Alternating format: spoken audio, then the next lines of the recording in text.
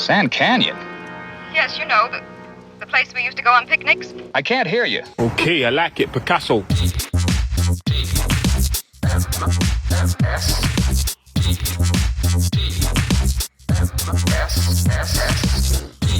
The Morning Stream. You are listening to Adele Dazeem.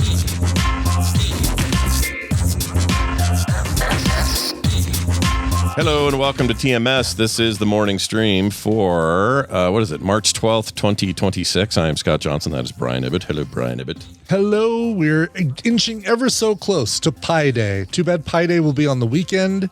Oh. We'll have to go eat pie after we record Film Sack on Saturday. Do we ever get a Pi Day on a Friday? Because that'd be cool. It would rhyme. Sure. Yeah? That should average out to about once every 7 years, a Friday Pi Day. I don't want to wait that long. That's No, but you could have pie on this Friday, on the 13th. That's true. There's nobody stopping us from having pie anytime we want to have pie. Yeah, have pie anytime you want. I feel like unless there's a bespoke pie shortage, we should be able to get whatever pie we need. I think so. Yeah. Pies are easy to come by. You know what, Greg? Here's a question though. Yeah. I'm partial to berry pies of various sorts. Blueberry pie, raspberry pie, blackberry pie. Sure, I like all the berry pies. Not really a huge fan of, we've talked about it before, but don't like the pumpkin. Right. And I don't like mincemeat, don't like rhubarb. I'm not a big fan of mincemeat. I like rhubarb. I like pecan. Pecan's divisive, right? Because it's that really chewy, molassesy kind of gelatin that keeps the pecans in place. And you kind of have to do that because the pecans are kind of chalky and bitter. Yeah, if you need something to balance them out. Yeah. For me, it goes apple, pumpkin, peach, and then your cream pies. Peach is good. Yeah. And I'm also down with apple, but yes. Yeah, peach. There's something about a peach pie and are also the most, I feel like those are the ones I see the least. I don't see them often. No, you don't see them often because I'm sure in Atlanta, down in Georgia, you probably see them all the time, but they've got to be fully ripe, which means mid to late summer here in the Mountain West. Mm-hmm. So then you got a shorter window for good peach pie here in Colorado, it seems like. Yeah. But then the cream pies and the bottom of the barrel for me, I'm not a fan of coconut cream pie. Nope. I'm not a big fan of coconut. Me neither. In general. Don't like the flavor, don't like the texture. Not into it. Yeah. Mostly the texture. I don't like a shredded coconut. If you made a drink or something that was sort of coconut flavored. Yeah, like a pina colada. Sure. That's fine. Sure. I'd answer that ad about the liking pina coladas. But yeah, no, exactly, which is one of the reasons that I'm not as much of a fan of German chocolate cake as with the the coconut on it. Oh, right, because it doesn't. So I love that cake without the coconut, but then it's not German chocolate cake anymore. Then it's chocolate cake. Yeah. I think it's the most, which coconut you don't think of as being a very German thing, but it feels like making a cake with chocolate and coconut is a German chocolate cake, and you're like, oh, I'm going to Germany for the coconuts this summer. It's weird. It's a very weird thing. Like, where do you go in Germany to get your fresh coconut? I don't even know. You have to import all that, Yes, exactly. But no, give me a banana cream pie. I'm all over it. Oh yeah, dude. Love a banana cream pie. Love a chocolate cream pie. Love a mousse style chocolate pie. Yes. Oh, totally fine with that. Yeah. So there's pie. Now, if we're talking cake, for me, Black Forest cake. There's a long distance from number 1 to number 2. No, I'm with you. If that's available, that's all I'll have. Yeah. I love a Black Forest cherry cake in particular. Yes. Well, yes. I think Black Forest implies the cherries. Oh, does it? I didn't know that. I thought that was an add-on. Yeah, no, it's my mom used to make it without and with, and I always thought it was separate. Really? Yeah. But maybe that was just because somebody in our family didn't like cherries or something. Maybe I'm confused. I always thought Black Forest was chocolate, cherry, and whipped cream. Oh, that sounds so good. I don't eat things like this anymore, but I can sure dream about them. Oh, I want to look up Black Forest cake. Yeah, let's see what's in there. Is there a lot of cherries in the Black Forest? Is that the deal? I also like anytime somebody claims they got a death by chocolate configuration, I will eat that. Sure. What was a fad that I never really cared about was lava cake. For me, it was not like, into it. Like you just didn't cook your cake all the way through. It felt like uncooked batter, and it was too warm and where it shouldn't be. And and maybe there's a way to, maybe you go to some 5-star restaurant and they do it best or something, but every lava cake I ever had just felt like an unfinished cake. Uncooked, exactly. We pulled it out of the oven too early. Lava cake. Yeah. Yep. Classic German dessert. Black Forest is also German. Give me that instead of your German chocolate. Layers of chocolate sponge cake, whipped cream, and cherries, traditionally flavored with kirsch, which is a cherry liqueur, and decorated with chocolate shavings and fresh cherries. Oh, that sounds so good. Yeah. We had clarification. It's German. So German chocolate cake is called German chocolate cake, not because it's from Germany, but because it's German processed chocolate. So it's like the other way around. We're getting the chocolate from kind Germany. of like the fortune cookies, right? Like where we, that's funny. We kind of adopted it. I had no idea. It's a rich American chocolate layer cake. Says it right there. Sweet. Known for why did I click OK? Known for its distinctive coconut pecan frosting, not its German origin, named after Samuel German, who developed a sweet baking chocolate used in the recipe. So actually, even it's named after a dude whose last name was German. Are you kidding me? Has nothing to do with Germany. Well, that's an impossible thing to carry through time and not have people get confused. Totally, yeah. There's nobody's kids are going to grow up going, well, it's because it was a guy named German. It was Stephen German. Stephen German. That's crazy. Or, I'm sorry, Samuel German. Samuel German. That's funny. Yeah, that's absolutely wild. I didn't know we were going to learn something today, but we did. Dallas, he was the earliest known recipe was in 1956 in the Dallas newspaper, the Irving News Record. Ever go there? Yes. Oh, man, I spent, mostly at the Dallas Morning News. And the Dallas... I was in Dallas for like a week. Dallas Morning News is like the big one, right? That's the big one. Yeah. And then Dallas, I guess the Dallas, Irving News Record. Maybe I didn't go to the Irving News Record because that would have been... Now, is Irving a probably dude? Wasn't one of their... Is it a town? I think it's a town outside of Dallas, a suburb of Dallas, yeah. That makes more sense. I like that. Yeah, the Dallas Morning News, yeah, absolutely. It'd be funny if it was a dude named Irving. I got my news. I'm running my newspaper. It's named after me. I'm Irving. Right, I'm Irving, yes. Let's have some German chocolate cake from Samuel German. Samuel German. Look at that. We've all learned something. We really did learn something today. I hope so. Yeah. And some people in the chat are probably like, I knew this. Well, good for them. Okay? I'm sure. Yeah, exactly. Good for them. Hey, a bit of news. Get some good news. Yeah, tell me some good. I'm ready for some good news. We've calibrated the math, did some math, and made a determination that for those who, because there are a lot of people who can't come to Nerdacular until a certain time happens, or they are approved to leave for work or whatever it is. Right, a work thing, waiting for a paycheck, et cetera, et cetera. Yep. Yeah, and it occurred to me, I'm like, well, I don't want those people to have to pay higher ticket prices just because they needed more time. Mm-hmm. So we did the math. And we'll be okay if we leave tickets alone, leave prices at the lower price. Good. So, good news. If you waited, you do not have to eat the extra. I think we were only going to pump them up by 10 or something anyway. Oh, that's not too bad. 20 or something. But they're staying where they are. So, what they are on the site right now is what they will be all the way up until up until the 11th of June. Up until you show up. Show up. Can you get tickets at the door? You could. You'd have to order them. You'd have to pull out your phone, order them, and then show your phone. Yeah, you won't get it. You might not get a swag bag because I'm sure that's based on a certain number at a certain date. But, and we'll have some overage, so we'll hopefully be able to fix any last minuters that come. Yeah. That's the goal. Is we always try to have enough to cover any slack if we can. But But anyway, just letting you know, if you order frogpants.com/nerdtacular today, hit that ticket button. It's even still listed as early bird pricing. That's the birds came early and the birds stayed. It's the early midday and evening bird is what it is. He's an all-day bird. All right. Yeah. He's the bird who won't leave. He never stopped catching the worm. It's all day, 24/7. That's right. That's right. So anyway, please do get your tickets though, and come get your hotel room nights. They're amazing deals right now.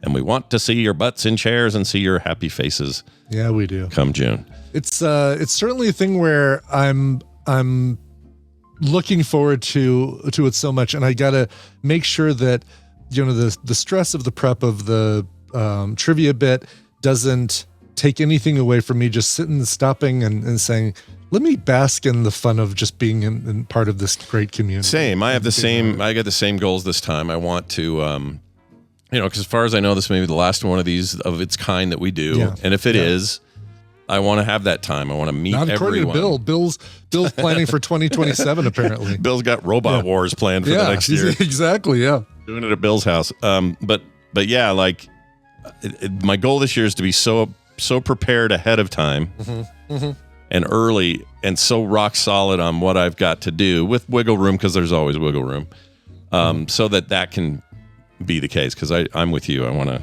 to bask in the people. Yeah, for sure. I want to be where the people are. something. I'm in the water. I don't What's know it called? A fork? I don't know. Oh, I hate that. They walk on what? Feet? Oh! I hate it so much. I mean, I get it's a song, it's whatever, but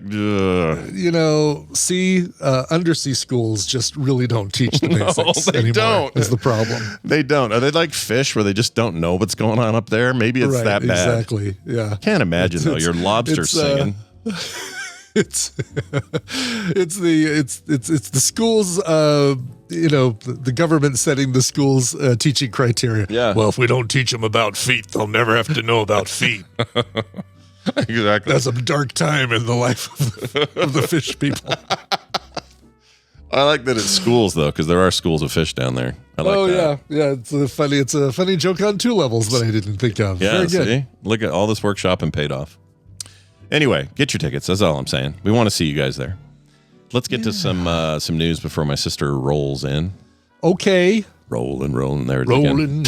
Yep. Another rolling reference. We can't get away from it. Nope. My biscuit is very limp today. All right, here we go, everybody. Where the hell is it? Right here. Let's do some news brought to you by Coverville. That will take place immediately after TMS today. The Rock and Roll Hall of Fame announced their voting slate. Now, before they figure out who their inductees are for the year, they come out with a list of several artists and bands who qualify and who are on the short list, the nominees, if you will. And this year, it's a great crop like Joy Division / New Order, Billy Idol, In Excess, Melissa Etheridge or Melissa Estridge, Mariah Carey, Jeff Buckley, Black Crowes, Oasis, Pink, Sade, Shakira, Luther Vandross, Wu-Tang Clan. Jeez. Quite the slate. Yeah. And so people have to sit and vote down. They have to take it down to just 7 votes out of those 17 artists. Dang. And I say, let's do an episode of Coverville where we listen to a cover of each one of those 17 bands. Great idea. So, of course, things like The Trooper and Bizarre Love Triangle and In the Air Tonight and Come to My Window by the great Melissa Estridge and Lover You Should Have Come Over, one of the greatest songs ever written. It just happens to be by Jeff Buckley. And Gravel Pit by Wu-Tang Clan. Yes, I have a cover of Gravel Pit by Wu-Tang Clan, and you won't want to miss it. Yeah, no, that's great. How many total inductees then? 17 nominees, which will get pared down to like 6. Between 6 and 8 inductees. They do 6 to 8 at a time per year? Yeah, per year. Wow, that's a lot. And then they have your non-musician inductees like Alan Freed, who coined the term rock and roll, producers and folks who aren't necessarily musicians who get inducted into the Hall of Fame. It's like your George Martin. It's like your lifetime achievement stuff on the Oscars. Exactly, Yeah. yes. Yep. Do you think there's any of those names you mentioned, is anyone a lock? Like, oh, that's a good question. Like 100% going in no matter what. I would say Billy Idol, surprisingly, out of all. Oh, Iron Maiden. I think Iron Maiden is a lock. Oh, this is their year, is it? This is their year. They've got the chops. They've got a huge library of music. They are rock and roll. I mean, they're metal, but they're rock and roll. I feel like your outliers. It's easier. It's almost easier to say who the outliers are. Like Luther Vandross, I think, is an outlier. I say there's less of a chance that Luther makes it into the final slate.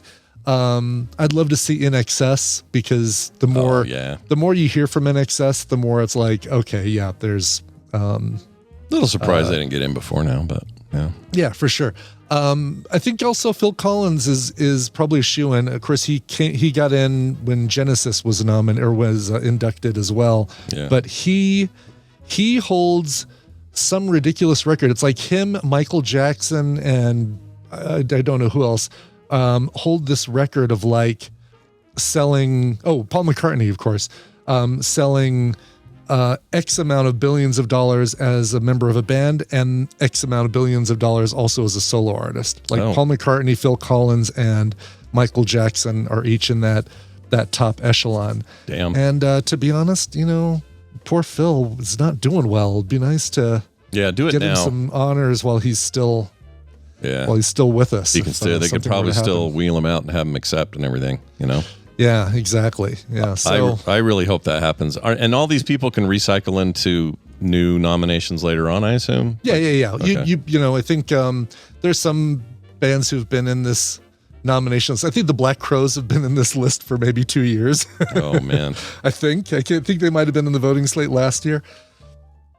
But it's fascinating. Yeah. Yeah. Wild business that. It is. We'll watch for that. We'll do a raid. Coverville, twitch.tv/Coverville right after the show. Yep. We'll raid over there with our lives, and everyone else, tune in. Coverville.com. Yes. Oh, here we go. Michael Jackson, Paul McCartney, Phil Collins are unique in music history as the only 3 artists who have sold over 100 million records, both as a solo performer and separately as members of a band. Wild. So, just those 3. Those 3 are... That's some hallowed ground right there. It is. Yeah. And 2 of them have performed together. Paul McCartney, Michael Jackson, with, of course, The Girl Is Mine and Say, Say, Say. Yeah. But no pairing of Jackson and Phil Collins or Paul McCartney and Phil Collins. Well, there's still time, Paul and there's still time. Like, yeah, exactly. Get Paul and for Phil 2 together. of you anyway. Yeah. Right. The 2 Ps. Yeah. Call it the Double P Tour, and there you go. You got what you need. Here's our first news story. A tour guide was arrested after drawing stick figures on a 4,000-year-old pyramid. Oh, my God. A tour guide should know better. I know. I understand if this is some dumb teenager on, school, what do you call it? Exchange program. Field trip kind of thing. Or, exchange program, whatever. Some idiot from, Wisconsin who happens to be in Egypt. Exactly. But no, that's not it. An Egyptian tour guide arrested after allegedly sketching a stick figure onto the side of a 4,000-year-old pyramid of Unis, probably. Unis. Yeah. I'm not familiar with that one. I'm not either. It's just a couple swaps of a letter away from anus. Yeah, anus. Yeah. While leading a group of tourists. Video of the incident, which circulated widely on social media. I feel like they don't need to even tell us that anymore. Right, of course, that's where it's circulated. Where else would it go? Yeah. Video of the incident, which was shown on several local news stations. Yeah. So dumb. Anyway, shows the man leaning toward a lower section of the pyramid's outer casing while tourists stand nearby listening. He is then seen attempting to wipe the markings away with his hand, though remnants remain visible in the footage. In a post on X, Egypt's interior ministry said the guide damaged an antiquity by drawing on the outer casing of one of the pyramids, like the article just said. While explaining the site to tourists, although the initial report mentioned the general Giza area, but that's where all the great pyramids are in that area. Pyramids, all the ones you care about in the 7 wonders of the world are the pyramids of Giza. Those are the only ones that matter. Yeah, I played Assassin's Creed Origins. Civilization or whatever. Yeah. Yeah, and Assassin's Creed Origins had this cool tourist mode where there's the game, right, where you're assassinating and doing all the story and everything, and then there's this switch you can flip over, and basically you get to walk around in all these virtual spaces, and then there's these little highlighted areas you can walk up to them and click them like a museum, and a voice will come on and go, the ancient city of Zubba was doing the thing with the deal, and they'll do a whole description of the history of this area, and it's accurately depicted in the game. Yeah. It was so rad. That's really cool. What a great way to reuse your maps, and also kind of shows how accurate your maps are, your game maps are. Yeah. If they're, Yeah, they really adhered to like the geography for the most part, and it was really cool. And then they stopped doing it, and they could have done it with the next two at least, because those were very historically accurate as well. But they, like Odyssey would have had a great tour mode, but they didn't do it. Odyssey was also huge, so I don't know. Yeah, that's cool. Anyway, it says here, the ministry said the investigation was launched after the video spread online, prompting an antiquities inspector to file a report with the Sakura Tourism Police Station identifying the guide. Officials said the markings were later removed by specialists. Okay, good. Marking removal specialists. It's D-Marky Mark is who they brought in. That's right. He said, yo. Unmarky Mark. This feels like something, I mean, you're destroying something that is so, it's a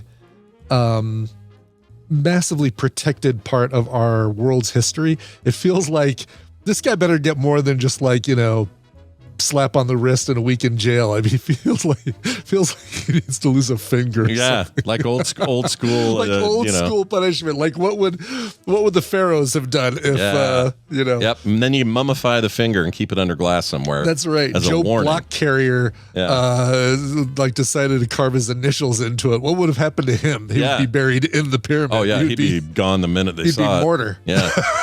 But they probably just turned the stone around that had the drawing on it. Right, exactly. Great. Now we have to put I didn't like the way the other face of this looked. There was some marks on there, a little bit of a chip. I mean, I know there's still some mystery as to how these things were built, but I think wasn't it more kind of recently figured out that it wasn't slaves like everybody thought? Oh, really? Yeah. Oh, I thought it was slaves. Okay. Yeah, there's some, I don't have it in front of me and I'd have to go dig around, but there's some recent findings suggesting anyway that it wasn't on the backs of slaves necessarily. They still don't have all the physics down about how they did it. I heard a guy in a video. I remember the pictures of it being like on logs that they're pushing it, and then when a log comes out the bottom, they have guys who run it up to the front and just basically keep adding, keep pulling the back logs to the front. That would make sense to me, right? That would make sense. The ramps and stuff to get to the upper areas. I saw the dumbest video where this guy asked AI to make a video of how it worked. And the video that came out were a bunch of giant robots moving blocks around. So it's ancient Egypt, right? All the sand and dirt and everything. But instead of, and there's little dudes in like traditional Egyptian attire directing these robots, but these huge robots are like grabbing a block and setting it down, and then that's how it was done, and that made me go, what are we doing, man? I mean, that's a fun idea. It's a fun idea, but not historically accurate. Plus AI. I went to so yesterday I decided I was going to Uber for a while, and we had movie theater Jeopardy last night. So I was like, well, I'll start Ubering later so that I can go right from Ubering right to Jeopardy. And when I Uber, I wear my Oakley Meta glasses so that if somebody's gets on their phone in the back seat, I can tap my glasses and transfer the music from the car just to my headset, so I can keep listening to music and they can talk on the phone uninterrupted without any pretty cool noise they have to talk over. Plus they, they're transitional, so they turn into sunglasses when it's bright, and it's bright. Yeah, sure. But I'm not going to take those into movie theater Jeopardy because, I don't even want somebody to think that I have the potential of cheating if I go in there. So I left them in the car, went and played Jeopardy, came in third. They let you keep your phone or no? You have to use your phone to enter in answers. So yes. Okay. But they just was like an honor system though that you're not going to go. There's an honor system, but there's also a 30-second timer that if you tried to Google something, you probably, it would be very hard for you to get the answer you're looking for in the time to be able to Google it, get the answer, and then type it into the answer and submit. Gotcha. So it's it's pretty fast. But Final Jeopardy was from 2020 to 2025, every Best Picture winner is a one-word title except for one. Name the movie that was a non-one-word title. Oh. And struggled with this one because I could think of Oppenheimer and Coda and Parasite's too old, but 2019 Anora last year. And Dr. Calhoun has it. It was Everything Everywhere All at Once, which was damn it. 2022, I believe. And love that movie. So good. Yeah, exactly. So when I got in the car, I put the glasses back on and I said, hey, Meta, tell me the last, just to see how long it would take. If I decided to take these into the theater and try to cheat, people would hear me talking and they'd know immediately. But let's say I sat far away from everybody and I kind of whispered. But I said, hey, Meta, name the last 5 Best Picture winners. And the first time it went through, it said, well, you have Coda in this year, and you have Oppenheimer in this year, and you have Anora, which won for 2024 and 2025. I'm like, no, that didn't win for both years. That doesn't work that way at all. Yeah. And then her little Kristen Bell voice came back and said, oh, you're absolutely right. That winner, 2024 winner, was Zone of Interest. I said, no, Zone of Interest didn't win that year. And she says, oh, you're right. Nope, it was Oppenheimer starring Cillian Murphy. And I said, it's not pronounced Cillian, it's Killian. And she's like, oh, you're right. Cillian's first name is actually pronounced Killian. Your AI that day was hallucinating everything. It was everything. It was like, it was the worst Kristen Bell chat I'd ever had. It was just constant F-ups. I don't understand simple hallucinations. I get the more complex ones, right? But if you're going to say, give me a list of the last 10 winners of Oscars. Last 10 Best Picture winners. That feels like a thing that it can easily verify before it gives me anything. Yeah, here's my thought on how it got confused by things is because they the AI information it was pulling up was mistaking the year that the film came out for the year that the Oscars were held the following March, and saying, okay, Anora won for 2024 and 2025 because it came out in 2024 and then also won in 2025. You know what I'm saying? Like, because Anora came out in 2024, it attributed Anora to winning both years. Oh, I see. Like it said, oh, I see Anora came out in 2024 and it also won the Oscar in 2025. So therefore it must have won the Oscar in 2024 as well. That might be it. If that's how that works, they gotta fix that. They really shit. gotta figure that shit out. Exactly. That's really dumb. It just was hilarious about how many things wrong. And then to call him Cillian Murphy. And then when I corrected that, oh, that's right. Cillian Murphy's name is pronounced Killian Murphy. He's from Cork, Ireland, and that's where his accent comes from. It's like, well, of course that's where his, our accents usually come from the place where we used to live. Yeah. No, that's wild. What a wild thing. It was, and there was, like, again, 30 seconds to enter in the thing in Jeopardy? Nope. That was a 2-minute conversation I had to have with a fake Kristen Bell. Yeah, that's the other thing is there are times where you go, man, this LLM I'm using is magical at making the thing I needed. And it was so good at it that the next day you're like, I'm going to come to you again with another need. Yeah. Here's my need. And then it goes, I'm stupid.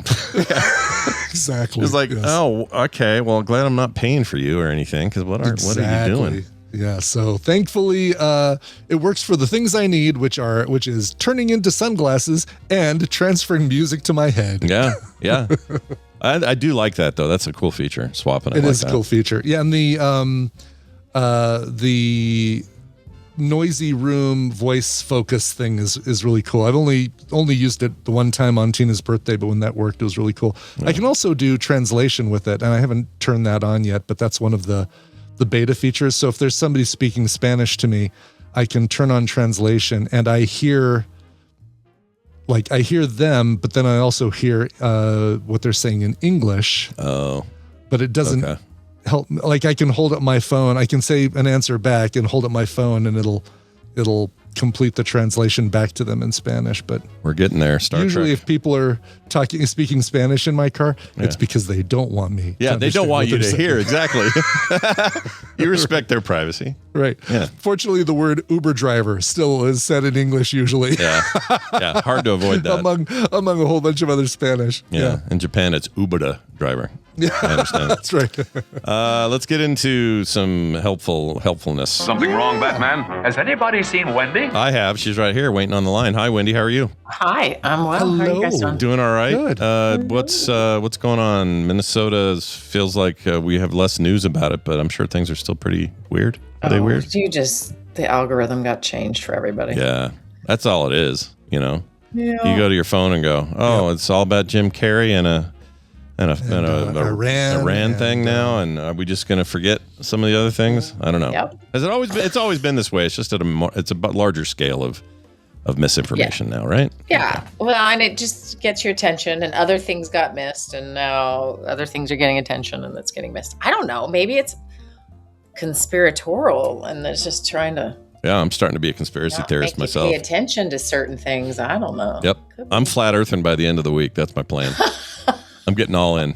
I'm going all in, man. Why not? When you can't beat them, join them. Right? Is that the deal? Right. Yeah. You should just be a jerk. Yeah, let's be a jerk about it. Well, Wendi, it's good to have you here. Wendi is, of course, a real therapist who helps us with your problems on Thursdays, and a little segment we call Therapy Thursday. And we got one today from somebody who needs our help desperately. Mm-hmm. And so we're going to read it. Here it is. Hello, all, says this person. I am 53 years old, never married, and never had a serious girlfriend. I've suffered from severe social anxiety my entire life, along with depression and anxiety. I lived in Utah for 10 years, but recently moved back to Missouri, the place I grew up, to be close to family. I didn't make it any connections in Utah. I wish I'd have known he was here. We could have gone to lunch or something. Mm-hmm. Anyway, over the last couple of years, I've suffered from panic and anxiety attacks so frequently that I've had to quit my job and stayed home most of the day. Now I'm jobless and feel more alone, even though my family is nearby. They have been understanding, but a little fed up with me. My self-esteem has always been low, but it may be at its lowest now. Let's see. You know what I'd love to do? Go to Nerdacular, but it feels like an impossibility. In social situations, I go numb and mute. No one wants me around because I don't say anything. I just feel terrible. I haven't been able to find a therapist since I've moved. So will you be my therapist today? Thanks for all you do. M in KC, Missouri, Kansas City. Go Chiefs. So, or not. I forgot Wendy's got an NFL team. Wendi has an NFL team. Go Vikings. Just say go Vikings. Go Vikings. Yeah, even though they were very disappointing this year. Anyway, this is a dark, kind of a dark one, and probably somewhat relatable. And I'll bet so many of us in the community probably experience this to different degrees, right? Like, I probably have about 20% of this. Sometimes it's like I see a group of people playing a board game, and I walk up and I'm like, oh, I don't want to interrupt them. I don't want to, I don't want to jump in. They're already in the middle of the game, but I'll play the next one or something like that. Sure. Yeah. You'd be surprised how, like I've talked about on the show before, not in great detail or anything, but, and it's not nearly what it used to be, but about 10 years ago, I was having panic attacks probably a few times a week. Like they were bad. And I didn't really talk on the show much, but, they for whatever reason, they're less now. But they happen once in a while. Like I had one right around the time my mom died, and it was a gnarly one. Oh, geez. And the good thing is knowing what they are helps, because then you're not panicking about not knowing what's wrong with you. If you know what a panic attack is while it's happening, it's incredibly helpul. Yeah, because you can say this isn't. Yeah, you can like this isn't real. This is it's real, but this isn't. This is something that'll pass. I can deal with this. Yeah, I'm not actually dying, and also there's also some freedom in being able to say this is one of those panic attacks. I know that, and even if it isn't, it's okay. It's a weird thing to find peace with that, but that's where I had to kind of find it. And again, this is like a weird chemical, like brain. Who knows why I got them? But I don't really get him that often anymore, once in a while now. So him describing himself as suffering from panic and anxiety attacks, that alone is enough for you not to want to go around anybody. I get it. Like it's kind of like the antisocial gene when you have those, and then you're like, and now I'm going to go to a party with 2 people I know, but like 8 I don't know, and I need to be fun and responsive and know what I'm doing and try not to have one of these panic attacks while I'm there. Like it's that's hard as crap to do that. Yeah. So anyway, but Wendi, where do you want to take this before I derail it real too quick, far? I did not get consent to treat you today, but can I ask you a couple questions Go. about your panic attack history? Yeah. Prior to your doctor prescribing you Xanax that one time and you getting off benzos real quick, did you have panic attacks before that? No. That's not true. I had one in Las Vegas once in the 90s, and I had one at a dinner party. And the one you had, was that the one you had in Las Vegas? Was that at the podcast expo? No. This would have been way before that. Although not that far from that, because that was 08. Yeah. And the withdrawals and the cold turkey from my bad doctor's advice, who, by the way, did I mention Wendi? Is in jail. He was stripped. What happened to him? They took his license, and then I can't remember what else. There was some other impact of it. I'm not surprised. And then he died eventually of some other, I don't know what. But anyway, this guy, basically I'd gone in. Here's the short story. I go in the guy with headaches. I was having headaches at work. They're just tension headaches. But I don't know nothing. I'm like 34 or something. I don't know anything. And he says, well, here, take these. And he gives me this bottle, and I don't know what they are. And it's not even, Xanax isn't even the name. It's like, no. But it's a benzodiazepine. Yeah, it was a generic version of that. So I didn't even recognize the name. And he said, and I wasn't doing any research. He says, here it is. Follow the instructions. The instructions said take 3 of these a day, every day. And so I did that for a month and then started to feel real bad all the time. Wow. And I couldn't figure out what was wrong with me. And I was experiencing tolerance withdrawals. I had hit the tolerance level. Yeah. And the only point or the only choice there was to get more of the stuff or to stop this. I didn't realize what I was doing. I had no idea. I feel so stupid about it. I mean, you were trusting what a health professional told you to do. It's what you know. I just, Do if you you have this memory, Scott? My memory is you said to me, yeah, I was on these benzodiazepines and I just stopped. And I remember just going, no. Yeah. Well, by the time I told you, it was I was 2 months into it, and I would never do that again. Here's another dumb thing I did. I should have talked to someone who actually knew what they were doing, probably Wendi, and said, "Hey, what's the way to do this?" And they would have come up with a weaning plan, and you'd go with a longer half-life version, and you work your way. I know about all these things now. Yeah, but at the time, I just was like, I need to be rid of this. This wasn't a thing I ever wanted in my life. I am dumping this as hard and as fast as I can. Well, as a result, I ended up with a whole bunch of crazy side effects that lasted years and years and years. And even today, some stuff still comes up where it feels tied to that. So yes, chronic panic attacks and anxiety attacks, those didn't start till after this. Yeah. Okay. Before that, it was a random thing. Yeah. So that was, again, the chemical thing, I'm not saying I came out the womb like this. Yeah. But no, I know. But there's some sort of there's words today. I'm really not doing well. Predetermination is not the word. Yeah. It's like I was trying to say the Romulans and the Capulets. I was trying to talk about Shakespeare, and I kept saying the Romulans and the Capulets. I would watch that. Romulans, my client's absolutely. like, I don't know what you're saying. I'm like, like the Sharks and the Jets, but it's the Romulans. Romulan, oh Romulan, wherefore art thou, Romulan? So I'm doing great today. Anyway, but you had a predilection. What's the word? Predisposition. Thank you. Oh my gosh, it's not even a hard word. Anyway, Fred 818 in the chat, or 819 in the chat. For someone got it. Nice job. My brain frog is real today. Anyway, brain fog. Yeah. So you said brain frog. Sure. Brain frog. Yep. I am so sorry to M and KC. This is going to be slow going. Anyway, no, but the reason I wanted to establish that, because so often, we think we have maybe the situation of our genetics or our neurochemistry, our growing up, we're just kind of primed for it or something or another. We're all going to be a little bit different there, right? But typically you don't get panic attacks just like out of nowhere for no reasons, right? It's because your nervous system has absolutely it's ready to you are going to die. You must do something now. It's like the very extreme of having fight or flight or, anxiety just peaking. Right. Mm-hmm. And so social anxiety is often an easy target for the panic attack situation, because if we're having social anxiety and so much of life requires some social energy, right? I got to go to the store. I got to talk to a stranger. All of those various things. And now in modern life, we have so many ways to not actually interact socially, so that we are less and less and less practiced, which means we are inadvertently telling our whole system that people are scarier and scarier and scarier, right? Yeah.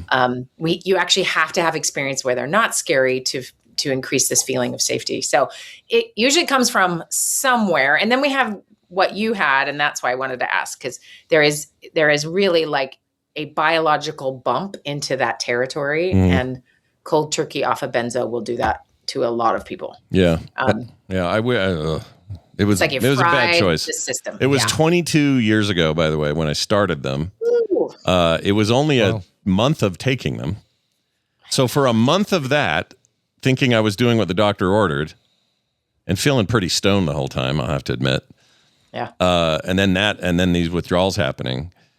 And to have a thing carry forward so hard and so long for 22 years, still to this day, there are aspects of it that are still part of me.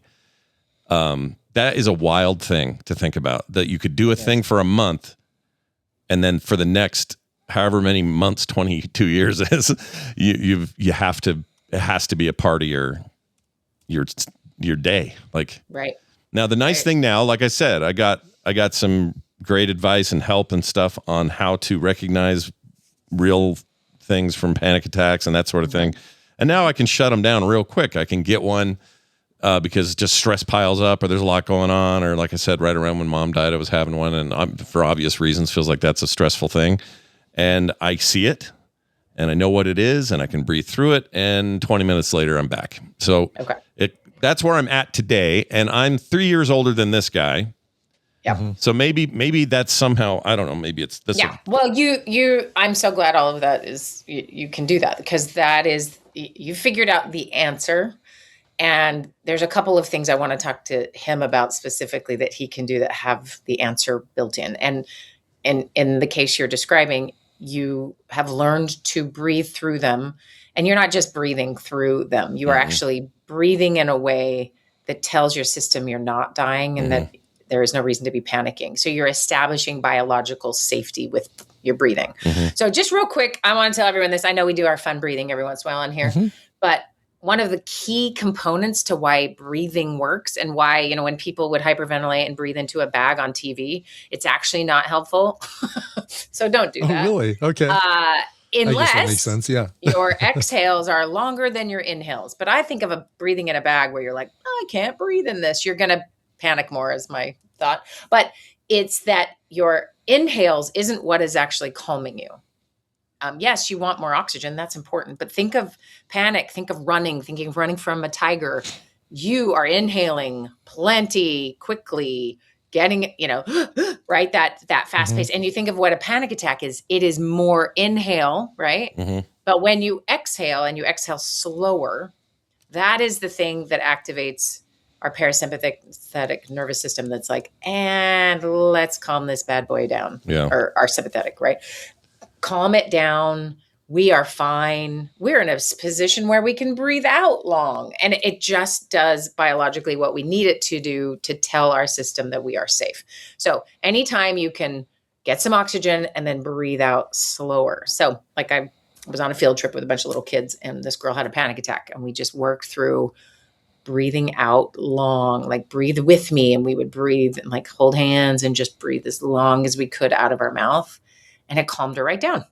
And that's because you need those biological signals to essentially reset what's happening. So that's key. So it sounds like, Scott, you figured that out. You know how to, think about it. Yeah. It's an intensely unpleasant experience regardless. Yeah.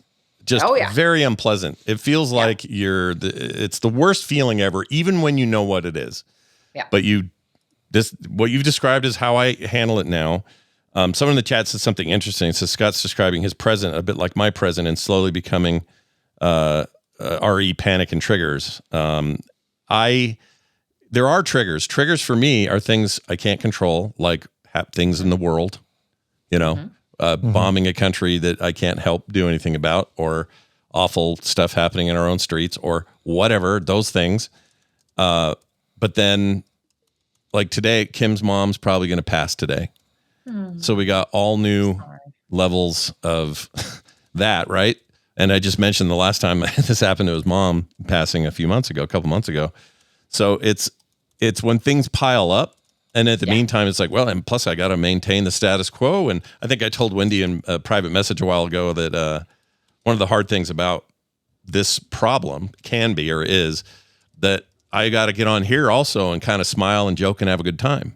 You know what I mean? Yeah. And when you're not feeling that way, or when you're feeling these intense other feelings, it's very hard to make sense of all that. And that sometimes will add up to a panic, like a full-blown panic attack. Absolutely. And then when those happen, Wendi is absolutely right. Your instinct is like, need more air. Mm-hmm. What you should do is blow that crap out and just fill the room with your freaking fish breath or whatever you got going, because that really makes a difference. It's crazy. Sorry, just wanted to reiterate that. No, that's great. And also you brought up something that I think many people are going to relate to, and that is masking. So you're going to get on and smile and tell jokes, and some of that is like authentic, right? And you got to warm up to it or whatever. But it is also, if you were going to just talk about what's really happening, it wouldn't be jokes, right? So there's a mask we put on, and a lot of us have to do this in a lot of areas of life. You go into a meeting and do a presentation. You're not wearing your, like, my pajama home comfy self. I am masked up as a professional, or I got my mask to handle whatever. And our emailer is talking about this exact thing in social situations. Is there is my real self is not safe here. And I can tell because my nervous system is telling me so. That comes from low self-esteem. That comes from, some other source here.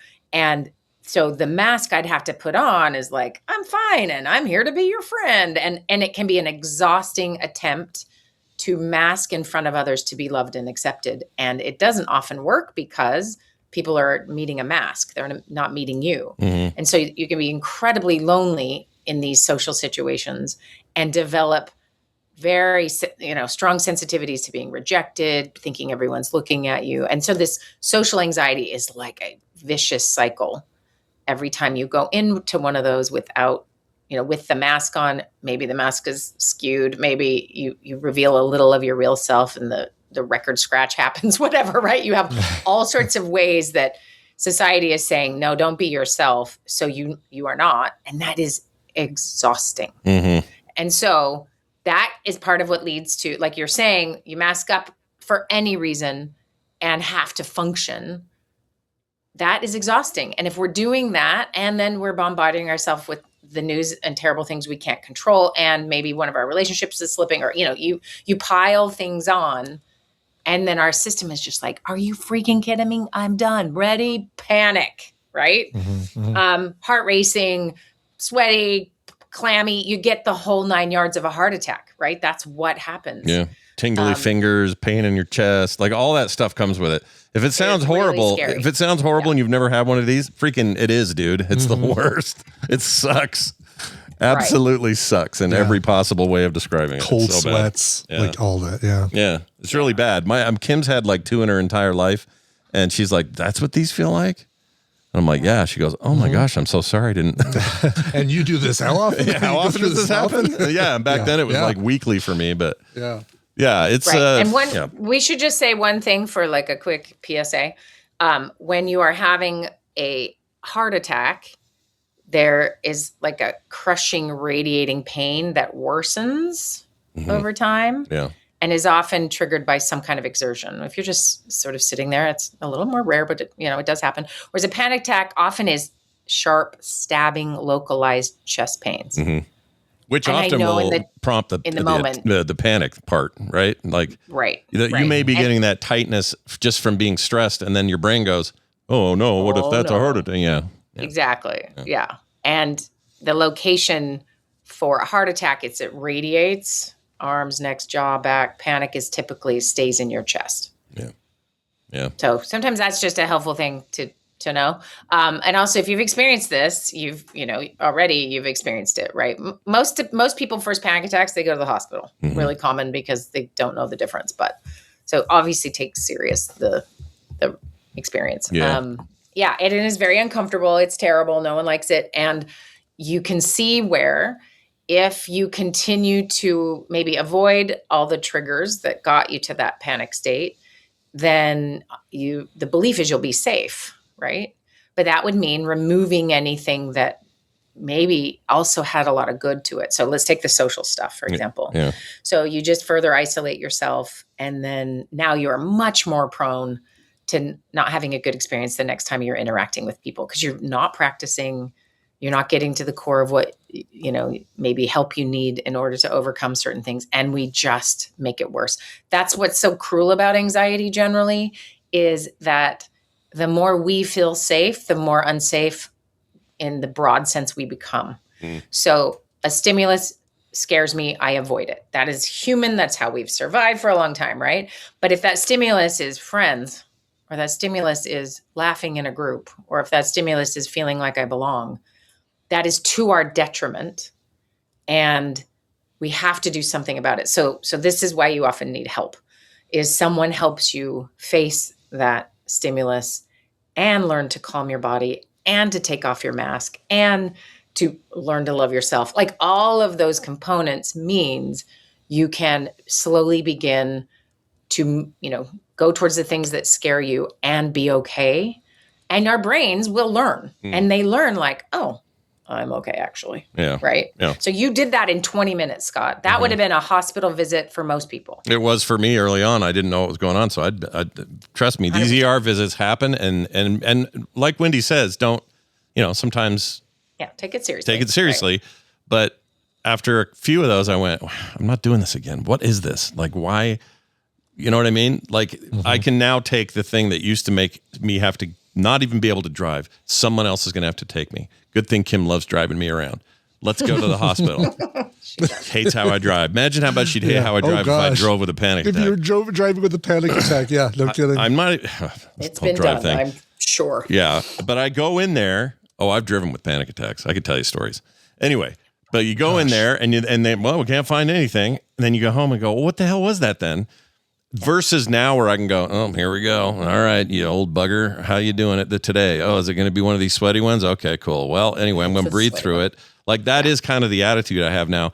It's actually maybe a little too far that way, because if something was actually going wrong, if I was having an actual heart attack, I think I would still just be sitting there trying to breathe through it. I think that's what I would do. Well, just real quick, a panic attack peaks at about 10 minutes. If it goes longer than 10 minutes, then go to the hospital. Okay. All right. And good advice. The pain will radiate out instead of just stay in the center of your chest. Yeah.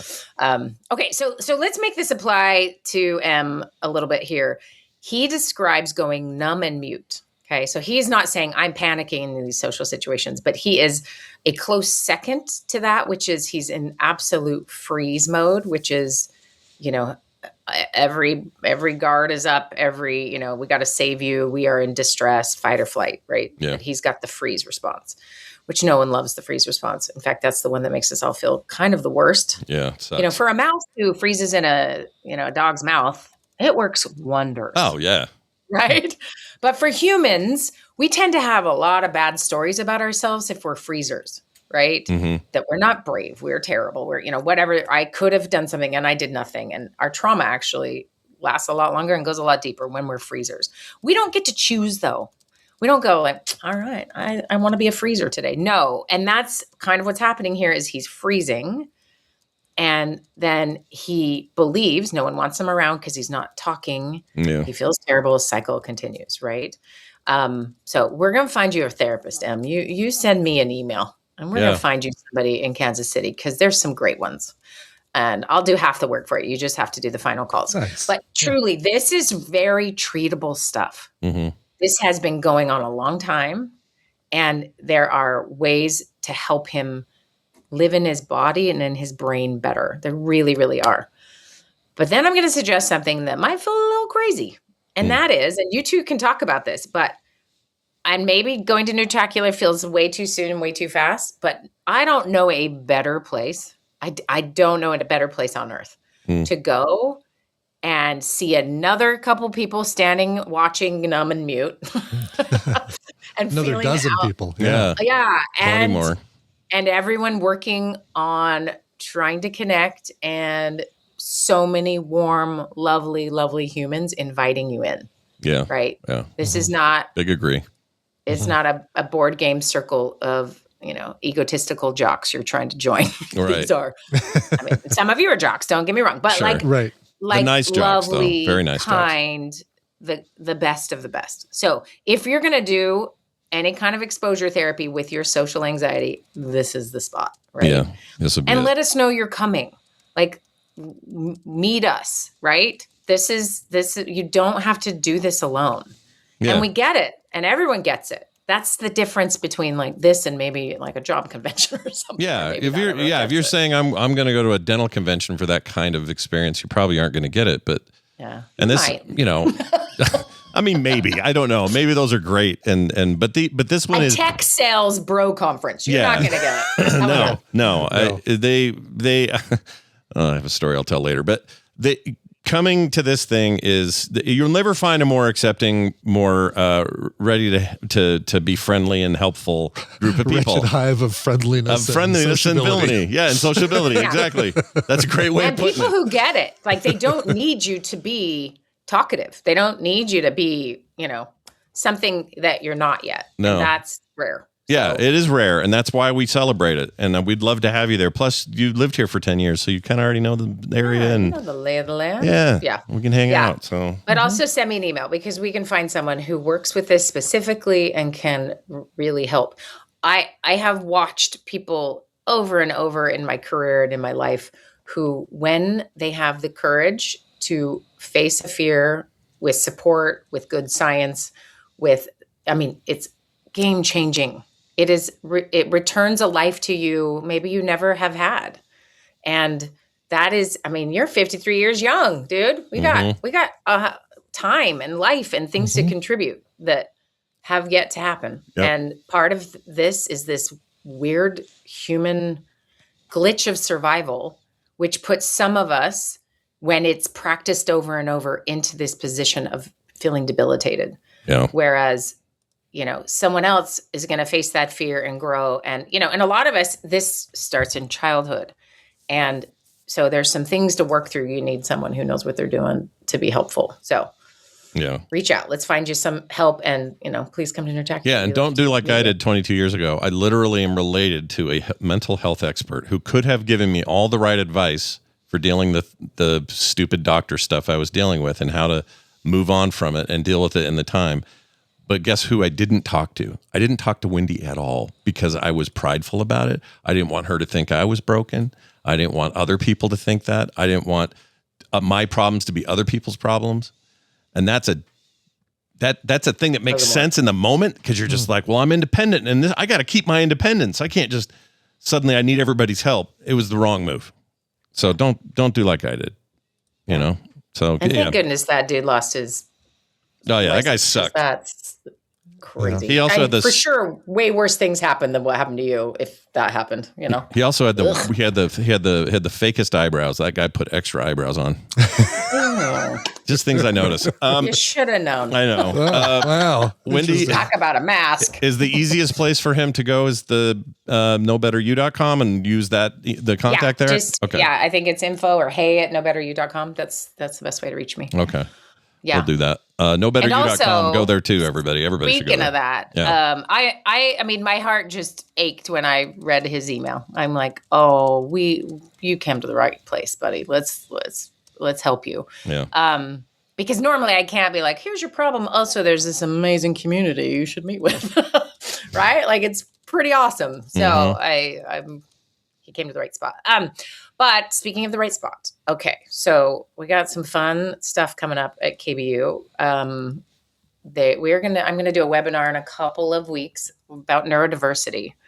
And if you got a little neurospicy brain, little ADHD, little autism, little feeling like I don't belong, that we're gonna do we'll do a nice deep dive coming up in a couple weeks. So if I don't have your email, please give it to me. Just go to knowbetteryou.com and you can just stick it in that first little part. And she will not sell your information. I can promise I will you that. not. I don't even know how people do that. Yeah, I was going to say, you'd have to teach her how to do it before she Guys, I don't know how to to do 90% of the bad things the world knows how to do. So I'm not going to do it. Yeah, I think you're safe. Yeah. But it's going to be a fun one. And I think a lot of people have been asking for elements of this. And I think it might. Yeah. Feels like time. Get over there. Know Better You. That's KNOW better than the letter U.com. And Wendi, it's always good talking to you. I hope all your words come back to you later today. Oh, Romulans and Capulets. I love that. Brain frogs. By now. Brain frogs. Oh my gosh, we got to make t-shirts or hats or something out of that. I like brain frogs, yeah. Actually, you know what I want to do? Frog fancy. Yeah. I want to do this. I want to do a shirt based on something you said. You said, where is it?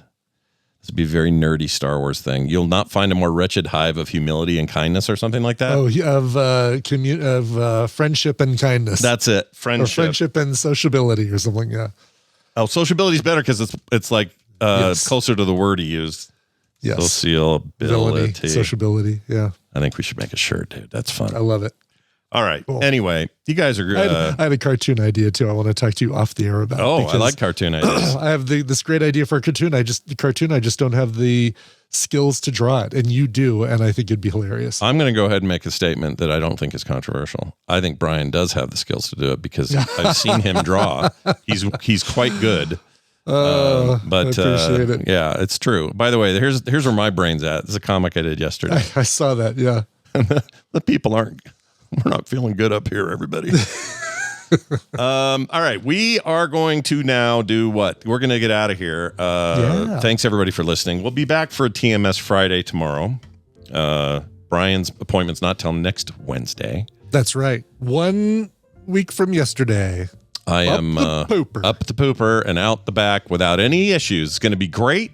You're going to be like, no nodules or polyps. Right? Polyps, that's the word that I was looking for. Yes. Terrible word. I hate that word. Pustules is what I, for some reason was coming up with. Yeah. Pustules. But festering pustules. I think it'll go great. And everybody out there listening, if you're 45 or older or have risk factors, get in there and get your stuff done. Yeah, get it done. It's the best nap you'll ever have. You'll wish it lasted longer. Unless yours starts with a guy jamming a tube up your butt early. But that's true. As long as he doesn't do that. Hey, Doc, buy me a drink first.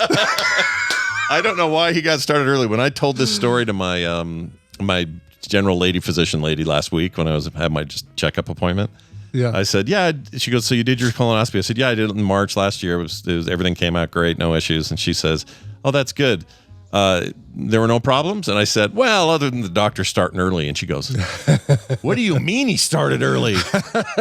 So I had to explain the whole story. And she's like, well, they're not supposed to do that. They're supposed to wait till you're asleep. And I'm like, well, I'll make sure not to get that guy next time, I guess. I don't know.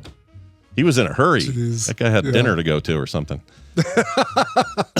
Who knows? Hurry up. Like we mentioned earlier, Coverville right after this will raid you and right to your channel. I'll just pull up OBS right now and have it open in the background because, Yeah, may as well have it handy. Also, speaking of handies, today on Core, 1 p.m. Mountain Time, even though the time thing changed, John's just adjusting his schedule, so the rest of us just still do it at 1. So 1 p.m. Mountain Time. Perfect. For Core today, Film Sack this weekend, and as I mentioned, tomorrow we'll have a TMS Friday at 9 a.m. It'll be live kind of for everybody, but the patrons get all the goodies, so watch for that. That's tomorrow. And also frogpants.com/schedule for any of your scheduling questions or needs. We have one need left, and that is to play a song. Can you play it? Yes, this is fun. Tom Robinson, who writes us every year. Hello, boys. March 12th is here again, so it's time for my annual birthday request. It's the big 59 for me. Whoa. Ooh, yeah, no kidding. And it's been a year since my wife passed away. I've always been told to stay busy so you don't dwell on the past. So I completely refurbished my house and yard. I also decided to visit Eastern Europe, going to Chisinau, Moldova, Riga, Latvia, and Krakow and Warsaw in Poland. Latvia. For this trip. That's cool. Yeah, sorry. Totally, yeah. For this trip, I started to learn to speak Russian. Funny thing, though, I only ever needed English on the trip, but I've continued to learn it as something to use my brain. For Scott, please play a random film sack clip and try and guess the movie. Oh my gosh. All right. Love it when he does this. Here's a random one. Oops. Here we go. Nope. That is not it right there. All right. Here we go. A random complete. I'm not looking. Okay. They're all gonna laugh at you. Oh, that's easy. Oh, well, there you go. It's Carrie. Carrie. Yeah. The mom and Carrie. Piper Laurie. Mm-hmm. Doing it. It's a fun one because we turn that one on all the time with, I can't find my echo button here anymore. Used to have it very prominently. I always forget what's assigned to mine. Which panel it is, yeah. I think this one. No, that's not it. Hello? No. Yeah, I don't know which one's mine. Voice disguise crickets. Oh. No. I don't think I have an echo voice on here anymore. This one I I have like. Monster. Brian, listen. Welcome to the new morning stream. People would hate us if we did a whole episode. Hey, how's it going? Hey, man, what's going on, man? I love Or it. just raise my pitch up a little bit. Hey, everybody. What's going on? It's terrible. It's so bad. Yeah. I love it, though. It's what we sounded like on Film Sack, 10 years ago. Sure. All right, we're going to watch the movie Crow. Let's see. It's got a guy throwing glaives everywhere. Yeah. What's it? With all these glaives, I only have the robot. Anyway, good stuff. Good stuff. That's all you're going to Way get this too week, fun. folks, from that. I can promise That's you right. that. Tom Robinson ends with Vesely Liune or Liune, which is fun in June. He's looking forward to Nerdacular as well. We'll see him there. Sweet. Yeah. So Tom requested a cover of Not Fade Away performed by the band Foreigner. This is Not Fade Away is one of those classic rock songs that everybody feels like they need to cover at some point or another. The Rolling Stones did it very early on. Stevie Nicks did it just recently. Foreigner did it. They do it live, and that's the version we're going to play today. From their live collection, here is Foreigner covering Buddy Holly and the Crickets, Not Fade Away. Thanks for listening. The Frog Pants Network lives at frogpants.com. That's at least half a beaner.